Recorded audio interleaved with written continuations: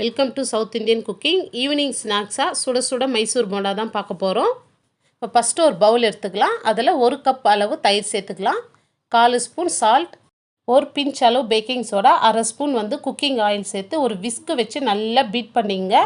இது எவ்வளோ பீட் பண்ணுறோமோ அப்போ தான் நம்மளுக்கு மைசூர் போண்டா சாஃப்டாக வரும். இப்போ மைதா மாவு 2 கப் சேர்த்துக்கலாம்.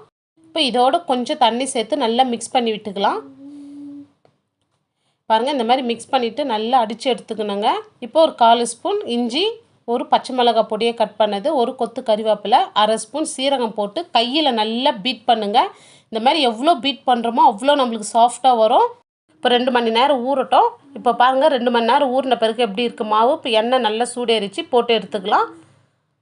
இப்போ அவ்வளோதான், நம்மளுடைய மைசூர் போண்டா சுட சுட சூப்பராக ரெடி ஆயிடுச்சு பாருங்கள். இப்போ இதோட தேங்காய் சட்னி, கார சட்னி வச்சு சர்வ் பண்ணுங்கள். இந்த வீடியோ பிடிச்சிருந்தால் லைக் பண்ணுங்கள், ஷேர் பண்ணுங்கள், சப்ஸ்கிரைப் பண்ணுங்கள்.